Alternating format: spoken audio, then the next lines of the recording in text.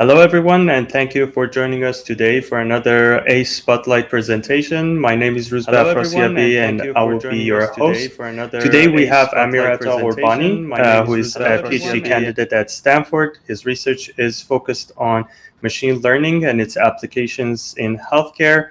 Today, he will be talking about his recent work titled Deep Learning Interpretation of Echocardiograms. With that, and without further ado, I pass the mic to Amirata. Hello, everyone, and thanks for being here in the midst of this COVID-19 crisis. Hope you're all having a good day. I'm going to talk about our work, as Rouzbeh mentioned, deep learning interpretation of echocardiograms. The work was a collaboration between Stanford's CS department and its cardiology department. And because there are so many photos here, anyone who has a tie is a doctor from the cardiology department, and anyone without a tie is a computer scientist, including me. So now the question is, why did a computer scientist got interested in this specific type of data, echocardiograms?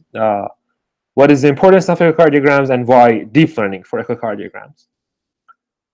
Now, if you think about different modalities of medical data, we have image like CT scans, X-ray. We have signals like EEG or EKG, and they're actually quite. There's a few video modalities. So one of them would be normal sonograms, another one would be colonoscopy, and the last one would be echocardiography. And the thing about echocardiography is that it is periodic. So unlike sonograms or colonoscopy, which each procedure is different from the other, you have this periodic with periods usually less than 2 seconds of videos. So the videos are very structured, they are very uniform. And this would make it very useful to be applied to methods of machine learning. Heart diseases, cardiac diseases are the leading cause of mortality in the US, as the CDC mentions it, the name we're hearing a lot these days. And around 1/5 of the health expenditure in the US is for cardiac diseases. And for cardiac diseases, there are cases where you use the EKG, but the most sufficient data modality for detection of heart diseases is a echocardiogram. And in some cases, it's even necessary. One problem with echocardiogram as it is being performed right now is that most of the measurements are done by human annotators who are the cardiologists. And there's actually quite a high variance in their measurements. So given the very same video, two different cardiologists could give very different measurements, which is even a better incentive for applying machine learning to have kind of a unified output for your video. But the best part, at least for me, was I didn't spend any time on labeling of the data or any resources, because echocardiogram itself is a very complete modality of data. Every echocardiogram comes with a physician's report, and the report, unlike many X-ray or CT scan reports, is very, very, very structured, as we'll delve into later. Now, going for the data set we had the data set from the Stanford Hospital. It's around 3,000 patients, and most patients had only one visit to the hospital. There were patients with 2 or more visits. And this was a subset of Stanford's complete echocardiogram database. We chose a very specific type of echo study, which has the most number of videos in it, which has the most complete report, physician's report in it, and also is the most common echo study performed. Just talking about the structure of the data set we had, so we had these units of visits. So let's say we had 4,000 visits to the hospital from these 3,000 patients. And each visit, you can think of it as a folder that contains a bunch of echo images.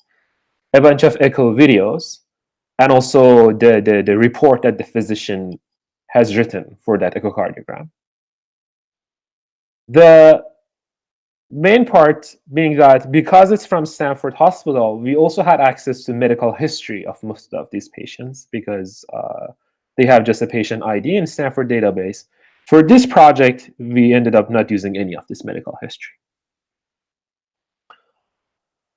This is just an overview of the data set we had. So the complete data comes from, as I mentioned, around 3,000 patients. We had our train test split. If you think about the combination of videos as frames and also the images we had images on the order of millions. The data set is balanced in gender.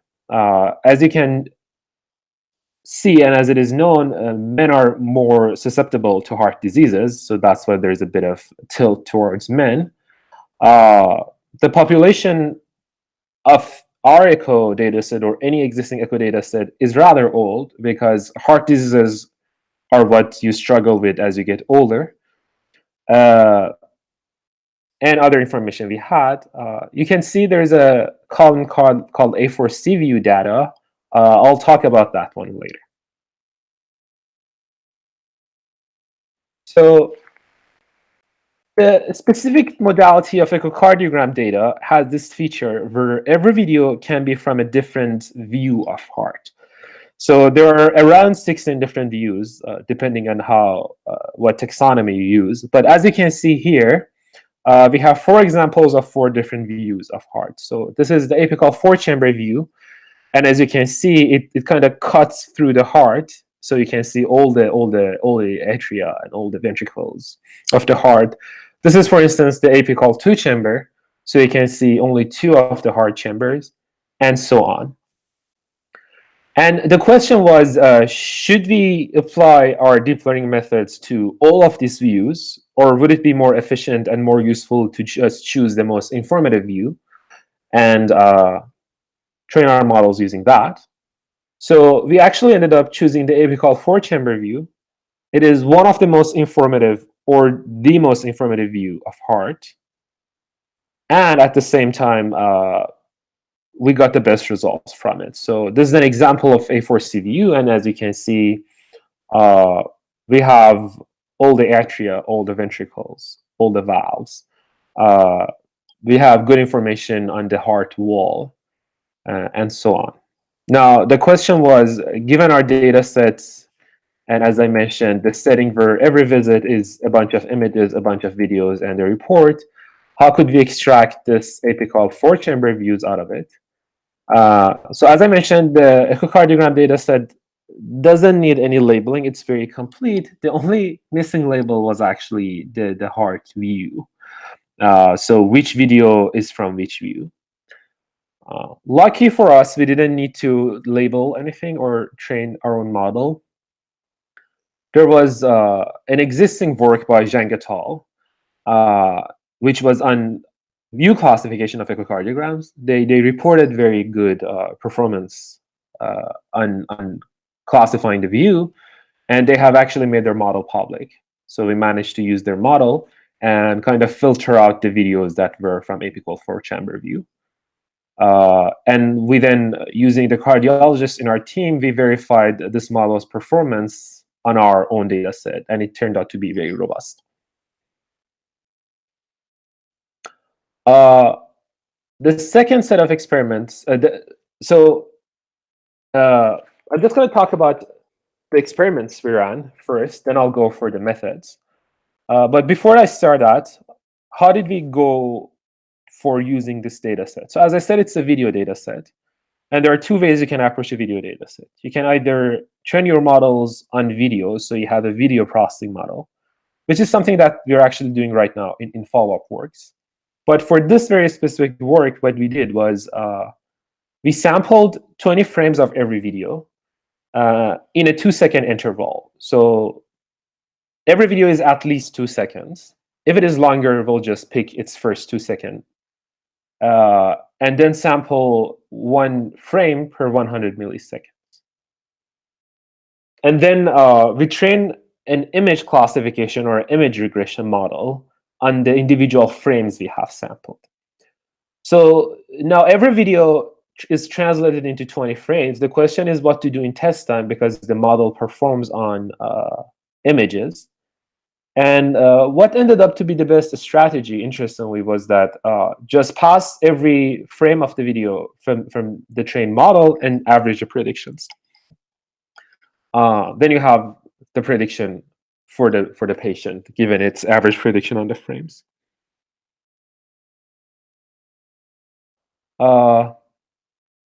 Just to make sure, are you guys hearing my voice? Yeah, we can hear you. Awesome. The first experiment we ran was the risk factor prediction, as we call it, but it's more briefly, it's just a phenotype prediction task. So predicting things like sex, weight, height, and age, given an echocardiogram video. So it is something that is difficult for humans to do, or almost impossible. So you cannot show an echocardiogram to a cardiologist and ask whether it's for a male or for a female. But given the success of deep learning in previous work, we thought it's a good experiment and interesting one to test. Now, you might say, which previous experiment, which previous work? So Poplin et al. From Google Brain Medical, they published a work on using retina fundus images to predict things like age and gender. And they reported pretty good accuracies. And that's also something that humans just cannot do. They cannot just look at a retina image and predict sex from it. Another question might be, what is the importance of predicting these from heart? One thing is just to test the idea. So is there a correlation with heart versus these features? But another important one is, if there is a structured difference between peoples of different sex, let's say, or different height, it might result in rethinking the whole heart transplant phenomena. Because right now what's happening is that you just transplant anyone's heart to any donor's heart to someone who needs it. But if it turns out that male and female hearts perform fundamentally different, we might rethink the things. So that's another importance of this phenotype prediction task. So the first experiment was predicting sex, and we got AUC around 0.9, which was a pretty good prediction performance for the difficulty of the task we had. I put two example images. So on the above, we have a female, or as I've called it, a non-male, because that's how the data is labeled. It's male or not male. And the model predicts it correctly as not being male. And then you have a male heart. And as you can see, at least to my eye, there's not much structure difference or something very visible about these two hearts to be different. We use interpretability methods, saliency map methods, to just see where is this difference coming from, how is the model making predictions. It seems quite global, so it doesn't seem like to be a feature that is for a very specific location in the heart, a specific valve, a specific atria or the chamber. It seems that it's related to the global structure of the heart. But it also shows kind of how saliency maps might be insufficient to fully explain a black box model's prediction. So we have not concluded anything about what is the actual difference between male and female heart. It's just that it's possible to distinguish. The second task was weight. Weight is actually a better one, because people who weigh more tend to have more fat in their body, and fat actually shows itself in echocardiograms. So here is the echocardiogram from a person with small weight, and as you can see, it's kind of very clear. As the weight goes higher, you can see it becomes more blurry. So this is the effect of fat. interfering with the ultrasound signal.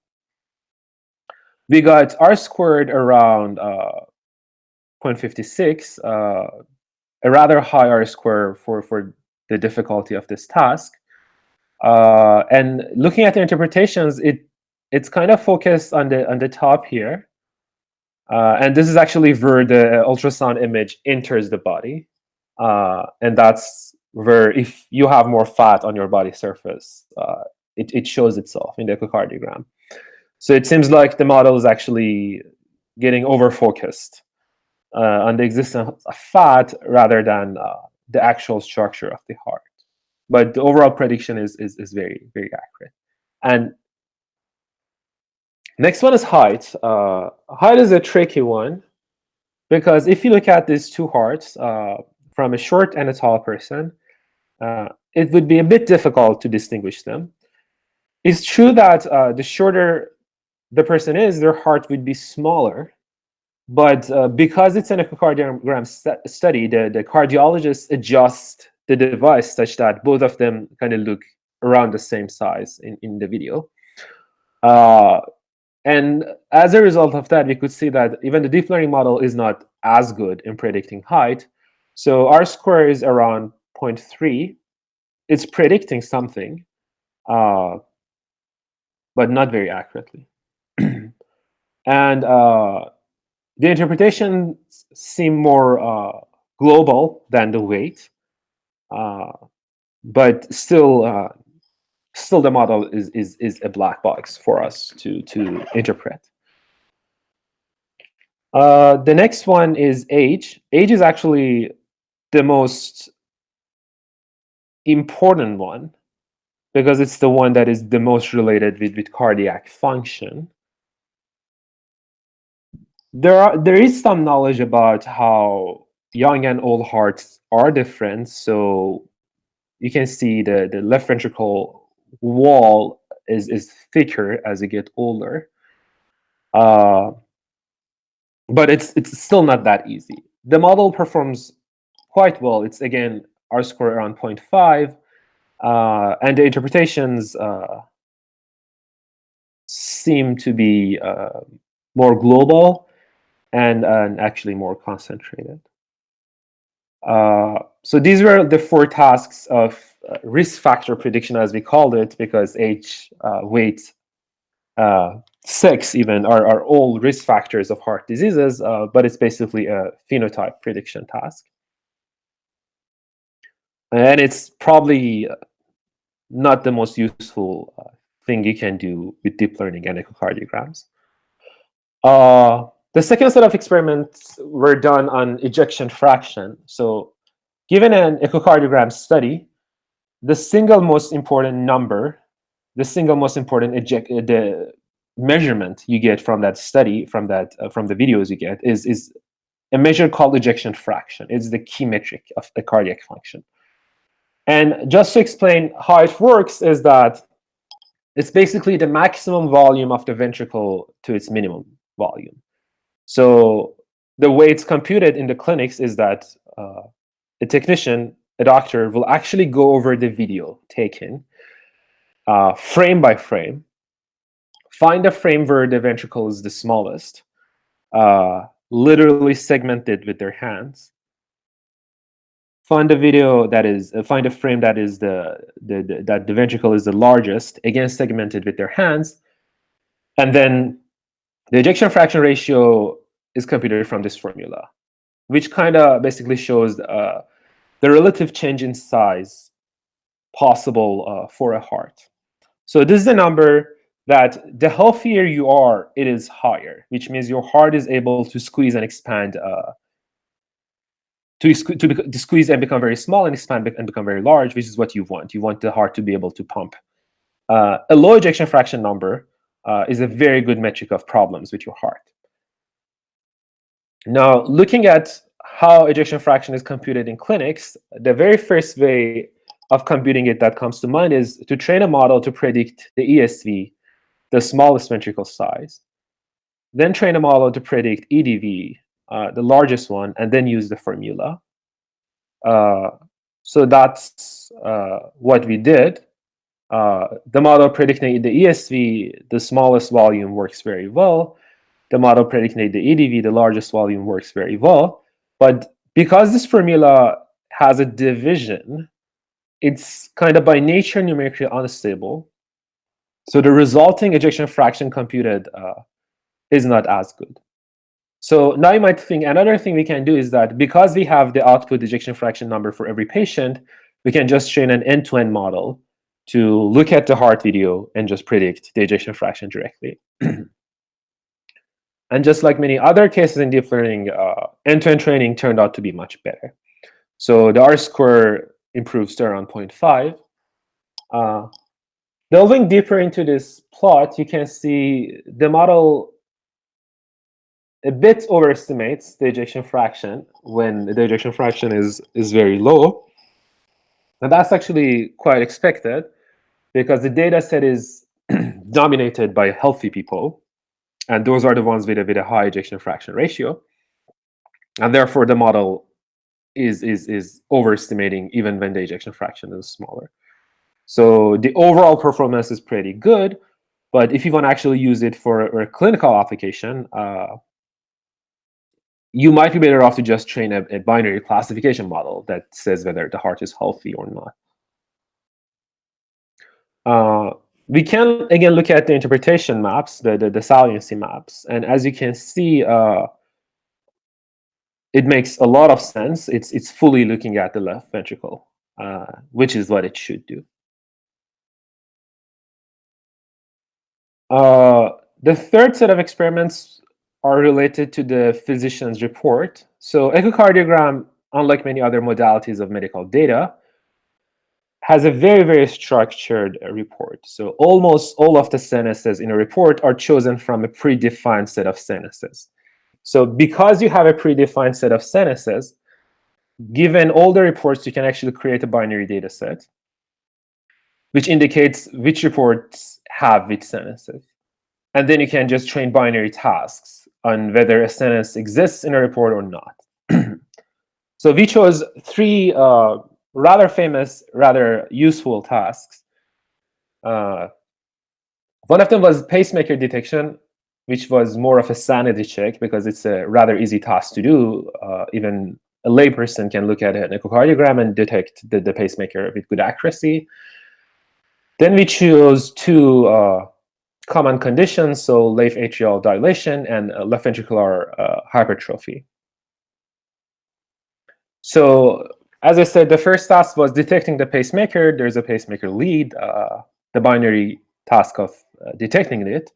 So the AUC was around 0.9, pretty high. And if you look at the interpretation maps, so you can see the network is looking at two locations in the heart, and those are the ones that actually have the pacemaker lead. So this one is actually quite obvious to human eye. This white thing is a pacemaker lead, or even in this image, this and this. These two are the pacemaker leads, and the network is actually looking at two. And actually, if I can interrupt you for a second, sure. I have a question online. Sure. They're asking, was the report analysis done on images of the report or done on the text? Was the text obtained by OCR? That's a very good point. So the reports are in text. The reports it's like a separate text file. So as I mentioned, every patient's visit is a folder in the data set, which has all the measurements, like the videos taken, the images taken. Then there's a report, and the report is in text format, but you don't need any sort of NLP to process it, because as I mentioned, the set of sentences, the way doctors write these reports, at least in Stanford Hospital, is that they literally choose among a predefined set of sentences. So given a report, they can just map it back to a binary vector of which sentences are present. I hope that has answered the question. Yeah, thank you. Yeah. For the second task, left atrium is severely dilated. The performance is still pretty good. The interpretability maps make a lot of sense. And for the very last task, there is left ventricular hypertrophy, which the interpretation maps make a lot of sense. The performance is good, not as good as it was before, but I should also mention that the unbiasedness of the unbalancedness is different among these three tasks. And I should again mention that we use many different methods of working with imbalanced data, things like focal loss or reweighting the smaller class. They didn't improve prediction.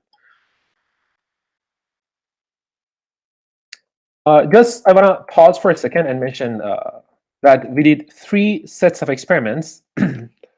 One, not that clinically useful, but a good kind of test to see how much phenotypes correlate with echocardiograms and how good deep learning is at detecting those. The second task was the most clinically relevant and the most labor-intensive, detecting the ejection fraction. So as I mentioned, a human annotator just sits down and segments frames of heart. So that's the one that is probably the most useful in a clinical setting. The last one is more of a high hope sort of thing, which is right now we need cardiologists to write an echo report. But could we hope that at some point AI becomes so good that just given the videos, it can generate the reports? And as just a simple test, it seems promising. Okay, so now let's go back to the more machine learning part of it, the methods we used. The method is actually quite straightforward. So as I mentioned, we had this echocardiogram data set.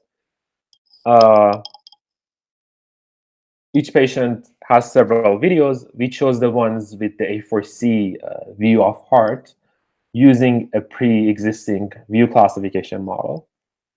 As you can see in every video, there are artifacts around the heart. They wouldn't help with the prediction, they wouldn't hurt it. But just to make sure, we try to crop the data using a window such that all of these surrounding artifacts are removed. There is a very, very labor-intensive part of it that we didn't mention here was actually we had to anonymize the data set to be able to use it. No one talks about it, but it's actually quite a difficult task. After that, it was just we trained inception architectures. So we didn't do any transfer learning. We just trained from scratch on inception recipe architectures, and then we had the outcome prediction. So I should just mention again, our data is in video modality, but by sampling 20 frames of every video, we transform it to a image modality and then train image prediction models. Now in test time, as I mentioned, for every patient, we'll just take the average prediction of its individual frames.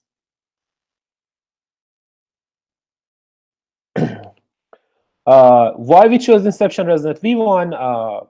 At the time we started this project, it was the state of the art, 80% accuracy, top 1 accuracy, and the difficult ImageNet task.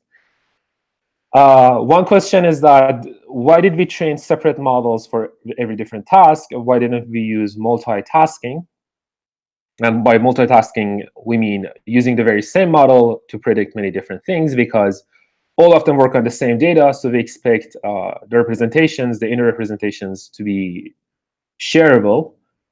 It turned out that it just makes predictions worse. So it's not like they will become way worse, but we wouldn't get the best predictions for different tasks doing multitask learning.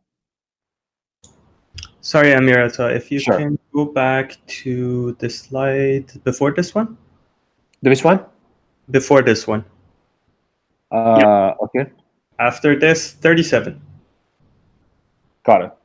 So here, you in the diagram, you mentioned spatial pyramid pooling. Can you explain that? That's a very good question. This is an image taken from the internet, just to show the structure of Inception Resonant. I'm sorry for that. This wasn't what we did in our work. Okay. So for us, it's just a simple average pooling. Yep. All right. Thank you so much. Yeah. Just ignore this part of the image. This is basically how the Inception Resonant V1 looks like. We are an academic lab, so we don't have like 1,000 GPUs to do hyperparameter search on. We did our best for hyperparameter search, and even with our own efforts, it pays a lot. So there's around, at most, 10% variance in performance using different hyperparameters. One important question when you use deep learning on image data is your method of data augmentation. On a data set like ImageNet or CFAR, you can do the most extensive augmentations because any augmentation you do to the data makes sense in real world. So you can do flipping, you can do saturation, everything. When you have a very specific data model, like image data distribution, like echocardiograms, not all of those are going to make sense. So there are no echocardiograms out there in the world where the heart is flipped. The heart always looks like this. But there are two main augmentation methods that are very compatible with our modality of data, with our data distribution. One of them is having very mild rotations, so between 0 and 20 degrees. So you can look like every row basically shows the rotation for the heart. So these are very mild rotations that actually can happen due to the different placements of hands in an echocardiogram procedure.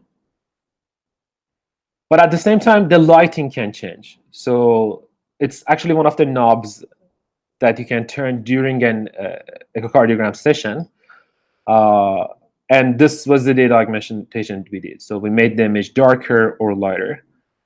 So for this very specific example, we have shown like 9 extreme cases of augmentation. The rows show the change in the rotation dimension. The columns show the change in the lighting dimension. And again, it helped at most around 10% with performance, which is not a negligible amount of improvement. You might wonder what interpretability method we used for our saliency map. So we used SmoothGrad. I really love this method. It's from a friend, Daniel Smilkov in Google Brain.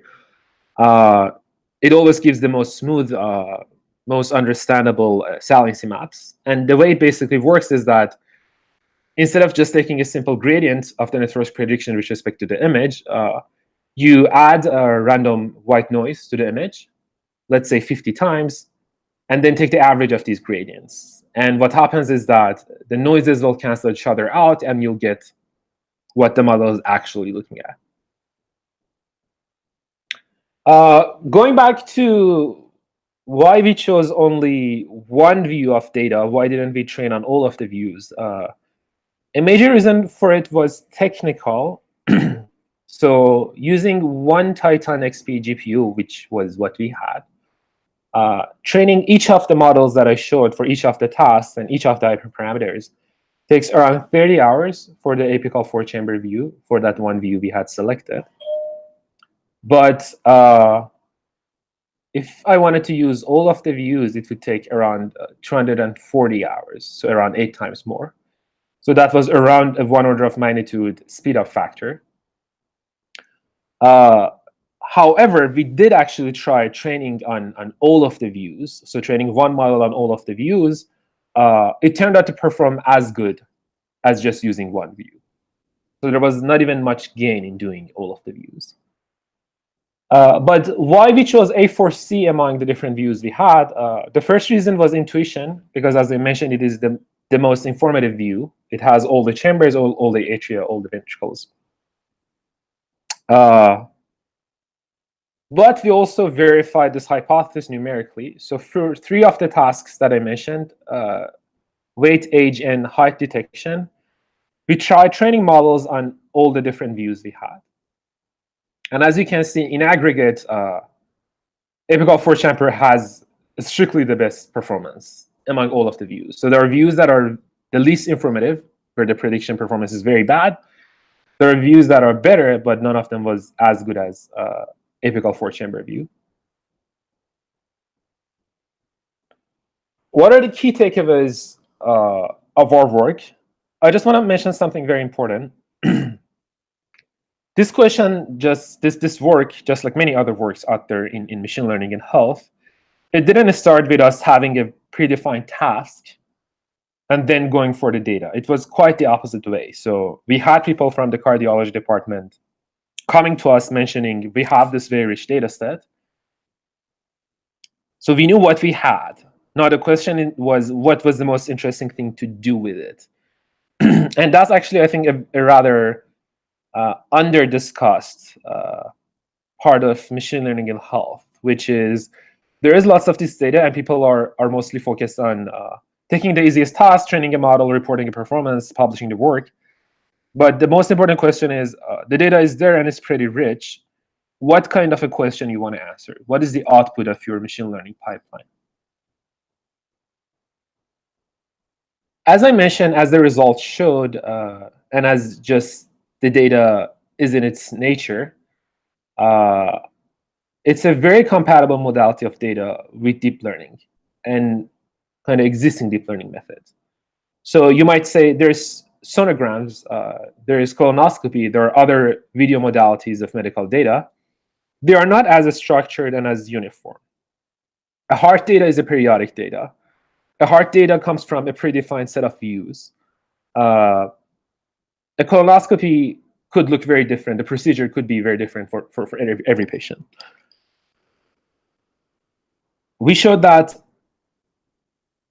there are hidden correlations that we still don't know about the human, let's say, science and knowledge doesn't know about between different parts of body. So, and we showed it again. So it was shown the correlations between age, gender, and let's say retina fundus images. We also showed the same level of correlation between a heart video and those biometric features. We showed that ejection fraction as the most important measurement of echocardiogram is relatively easy to predict. That was not surprising because, as I mentioned, the procedure is just, the human procedure is just 2 segmentations and a division. So it doesn't seem like a very difficult task for machine learning to do. We showed that a physician's report has the potential of becoming more automatic because for 3 chosen tasks of that report, it was possible to do reasonable level of binary prediction.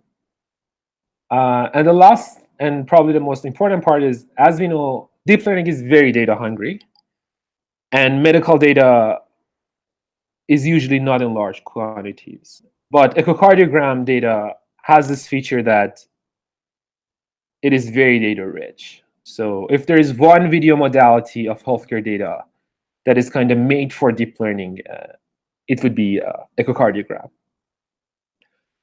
So I want to thank Rouzbeh for making this possible and thank everyone for watching it.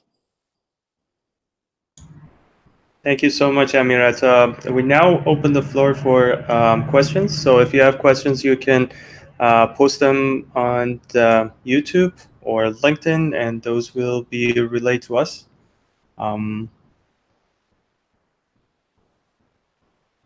If not, I'll just ask a couple of questions myself. Sure. People post their questions.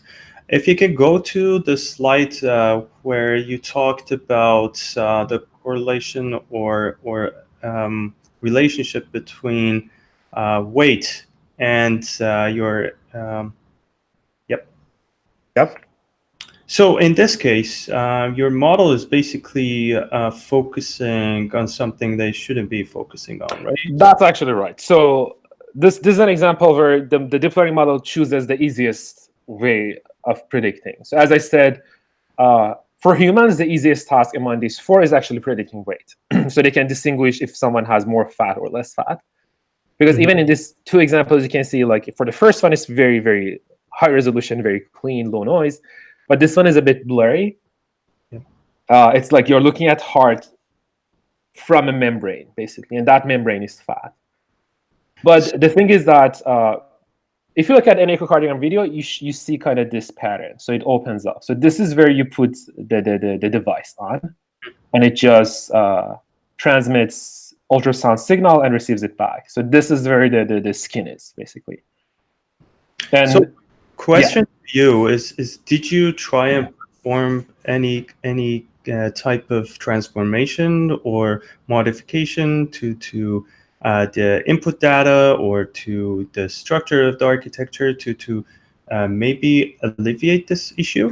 That's a very good point. So one argument you can make is that we can just cut off the tip of the videos. Yeah. Because the structure of card is just there. We didn't do that, mostly for time. It's a very interesting experiment to do. Yeah. But now that you talk about it, I might actually go and do it probably this week and see what happens. Yeah. Like my suggestion to you would be to use like this is a very common method used in like computer vision, especially in deep learning. It's called cutout, where you cut out random sections of the image, and it stops the model from learning things. That's a very good one. Yeah, that's a very good point. So I would definitely suggest you do that to do this. Sure. That makes a lot of sense. One reason we didn't use cutout for this work is that unlike many other deep learning tasks, let's say in ImageNet where you want to predict if it's a cat or a dog, here when you do most of the features are quite local. Okay. So cutouts can actually harm the model. So we actually tried cutout augmentation. We didn't try it for the phenotypic tasks. Mm-hmm. We tried it for the other two families of tasks. It hurt the performance, and our hypothesis was that because, let's say, one of the tasks is just related to this wall, so it's not related to the whole image. It's very local. That might be the reason for the drop in performance. But you're right. For the tasks where we expect the model to look at the global structure, that might actually be a very good idea. Okay, another question about, can you go to the slide about the architecture? Sure. Yep. So here, based on what I understand, you're just collecting the data from the last layer. Did you try to get the features from other layers and see if getting the data from other layers might be helpful to a specific task? Because you can create hooks to different layers. Did you what? So you can create hooks to different layers. Oh, sure. So that would be kind of a change in the actual architecture. Mm-hmm. There are two things. One of them is that usually you hope if there's any relevant information, it will pass to the very last layer. So that's where you do all the visualizations and everything. But another thing is that because the model is a ResNet, it's an inception ResNet, it has these residual connections. So you can expect the representation to actually be moved forward. So if there is a very significant and important part of representation in, let's say, a middle layer for the final prediction task, you can expect it to go through the residual layers up to the very last layer. Okay. No, I just mentioned that because in the other image, you mentioned that you got it from the internet. They mentioned the pyramidal architecture, and that's how it works. That in that structure, you feed the data from each of the layers, and so it's a combination of information from each layer. Interesting. Let me just check if there are other questions online. Okay.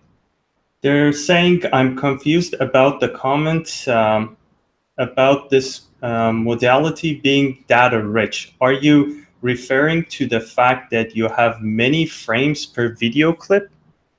That's a very good question. Not really. We are referring to the fact that every patient visit, it's not just one video. It's a lot of videos. So for the specific study type we chose, it's actually almost all of the views. There are Doppler images, which we didn't use in this data, and Doppler videos, which show the flow of the heart. So just the data was so rich that we just ignored most of it. But more importantly, there is a report with it, and you might make the argument that there's always a report with any imaging data set. But as I mentioned, it's a very structured report. Usually the report is coming from a predefined set of sentences. There are measurements. So you have the ejection fraction. You'll sometimes have the chamber sizes, etc., etc. So when we say data rich, we don't mean it's data rich because it's a video and a video is just a lot of frames. No. We say data rich because every patient visit is just full of data that could be explored more and more. And as I mentioned, out of all the information in a patient's visits, out of all the Doppler images, Doppler videos, and all the views, we all have only chosen one view and worked on that. So there is a much larger space for more deep learning research on echocardiogram data. Okay. Another question, they're asking if the saliency map shown, the model focused on the wrong area. Could the model have been right for the wrong reason, trained to the noise in the data? The question is a bit unclear for me, but from what I'm understanding, I mean, first of all, the model, the prediction is good. So the model is learning something that is very correlated with the task at hand. It's just that it's going for the easiest correlation. So you might say that there's a correlation between how blurry the image is and the patient's weight, but it turns out there's actually more correlation with the weight and the structure of the muscles and skin in this area of an echocardiogram, and the model just fits on the easiest possible correlation. Yeah, I feel like with something like this, it's very easy to create an adversarial example for this, because you can easily trick it. That's right. Yeah. Let me see. Okay, that's just a comment online. Okay, so if there are no more questions, it seems like there are no more questions. Let me just double check. Okay, they got their answer. I'm going to thank Amirata and also all of you guys who joined us today. Stay safe, and thank you so much. Thank you, everyone, for watching, and thank you, Rouzbeh, for making this possible.